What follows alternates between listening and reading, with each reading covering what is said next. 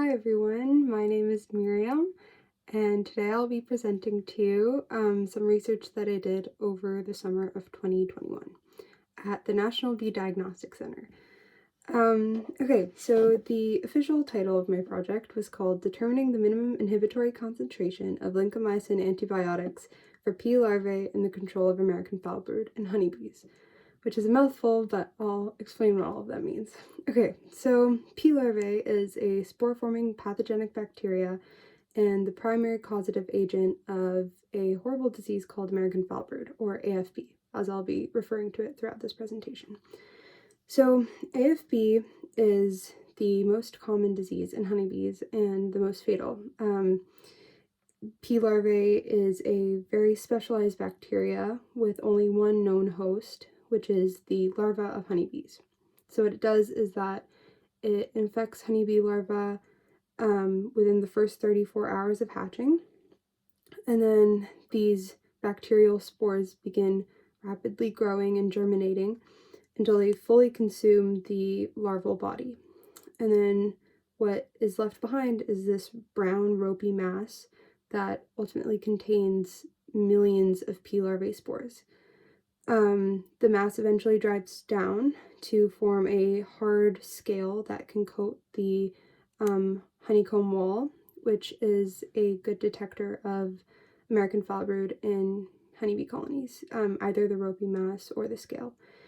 When that mass is dried down to the scale or the brown substance, the spores left over are incredibly contagious and can be spread around very easily, either by bees trying to clean up the remains, because bees are very clean, or by beekeepers using contaminated equipment between their colonies. It can not only spread throughout one colony, but it can spread throughout like very many. These spores can remain pathogenic for over 35 years and through an array of temperature and environment changes. So they can stay active for years to come, and there's no real way of getting rid of them. A lot of countries treat these infected colonies by burning or gamma radiation, but as you can imagine, that can cause a lot of waste. So other countries, especially in North America, have turned to using antibiotics. However, drawbacks to using antibiotics have been identified. The antibiotics are only effective in treating AFB during the vegetative stage, so that's when the spores are still in the larva. Once they're out, the antibiotics aren't effective at all. So inactive spores may continue to contaminate honey and lead to a recurrence of AFB throughout the hive. The amounts of antibiotics left over in the colony and in honey can lead to antibiotic resistance even in humans.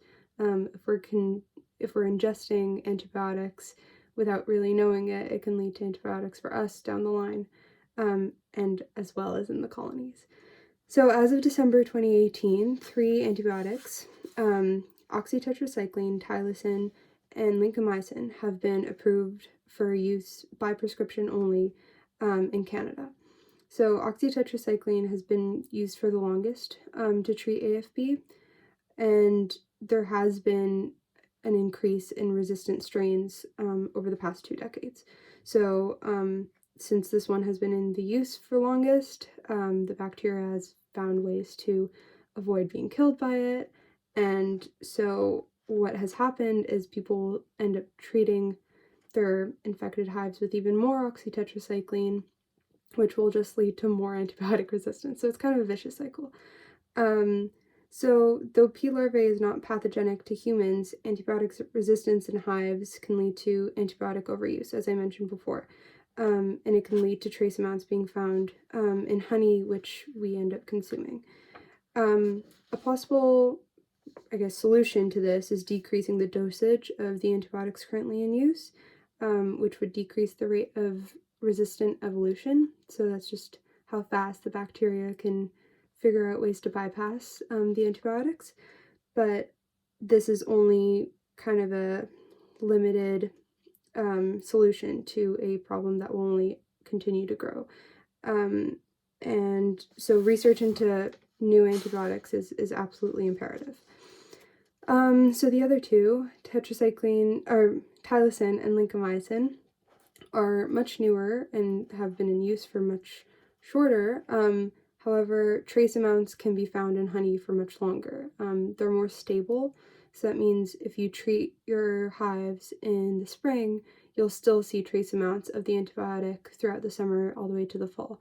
So for beekeepers at least, it's important to note that tetracycline resistance has been noted, but it can persist in your colonies for shorter, so you can treat it in the spring and it'll be fine, but if you treat with Tylosin or Lincomycin, it's important to treat in the fall, and it can remain stable over the winter.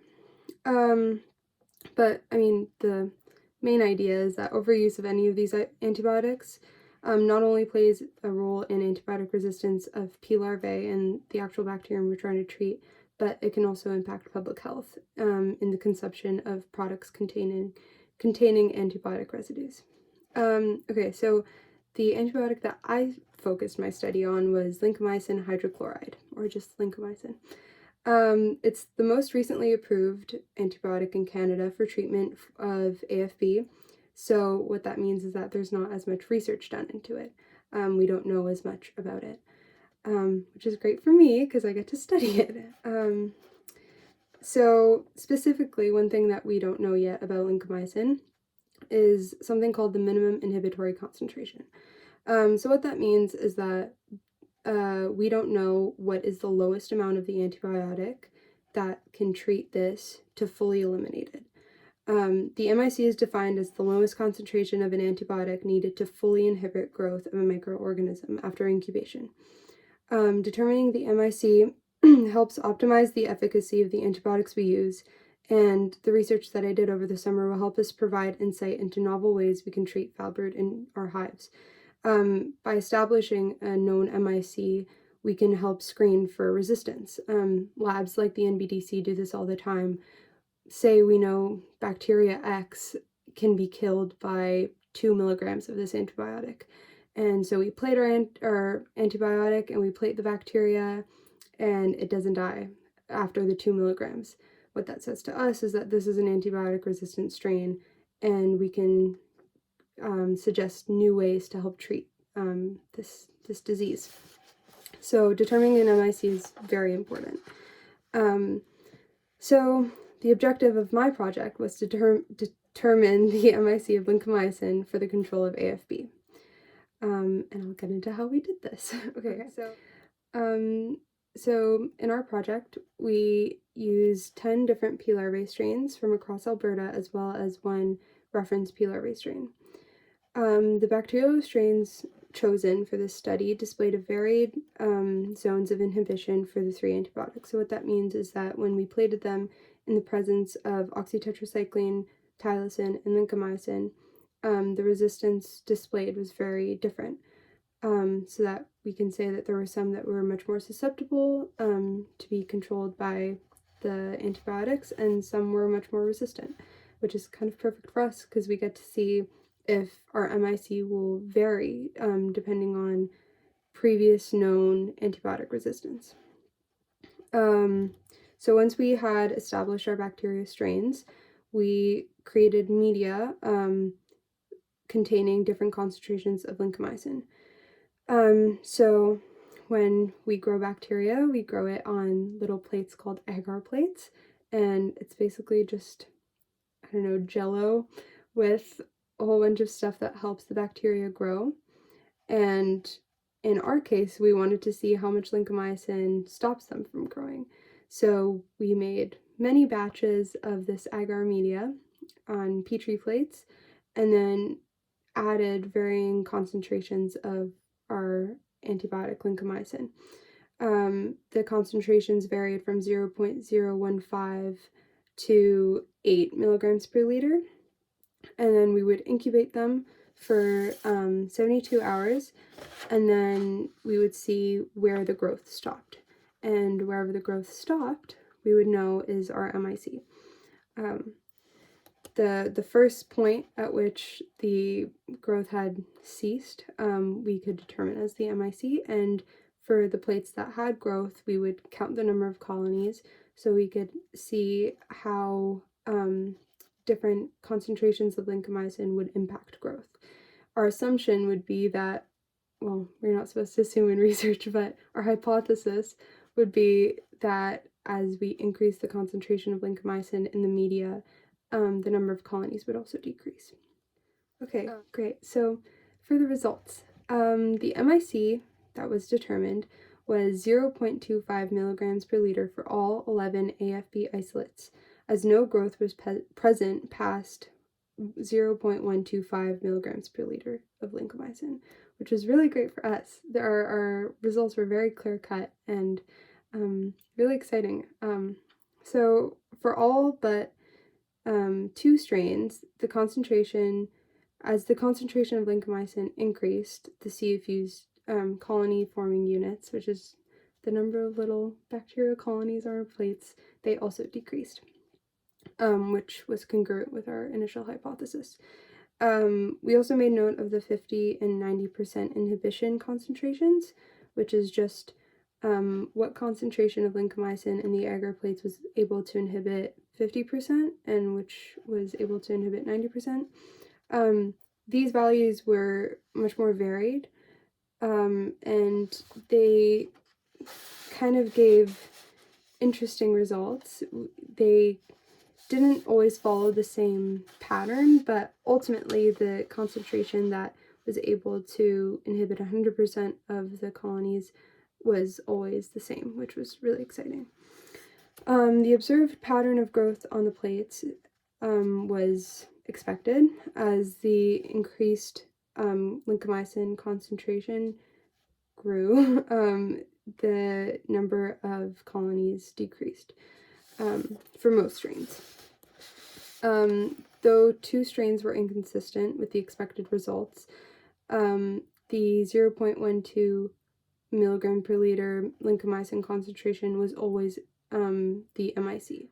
Most interestingly, when we did see differences in the antibiotic resistance disc tests, the MIC was always consistent, which was really interesting. So from this we can say that the MIC determination is shown to be more valuable than inhibition zones due to a more consistent results. And this was congruent with other studies done on tetracycline resistance in P. larvae strains. So ultimately the concentration needed to inhibit 100% of bacterial growth was consistently 0.25 milligrams per liter, which supports the other data in this study that lincomycin is effective at controlling growth in tetracycline resistant P. larvae strains. So in our study we did make an effort to use strains that were previously determined to be tetracycline resistant, and we found that the MIC was consistent with those. So we can say that for strains that have been noted to be resistant to other bacterial or other antimicrobial agents, we can recommend the use of lincomycin.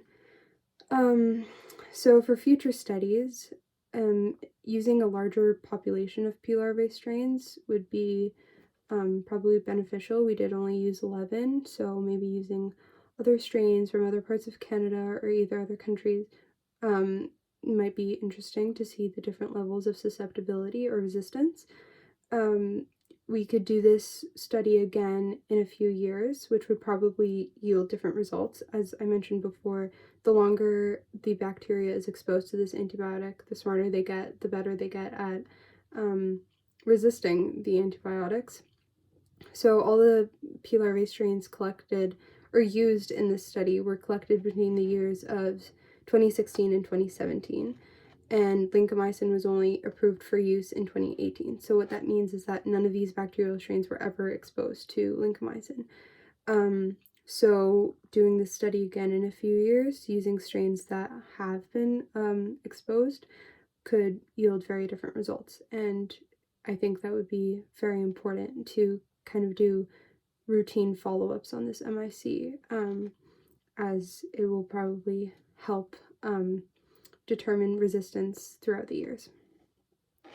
So the ultimate question is, why should I care about this project, and why does it matter?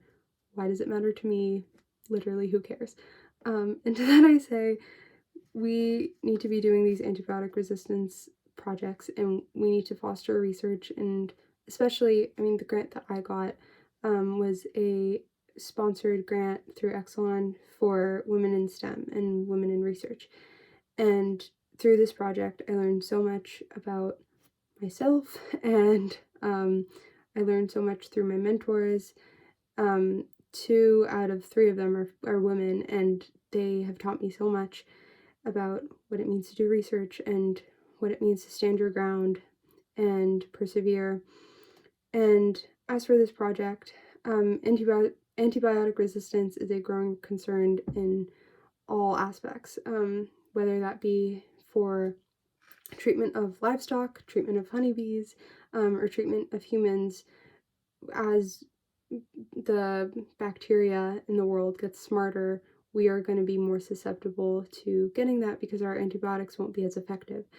So research into antibiotic resistance is absolutely imperative, as this problem only grows.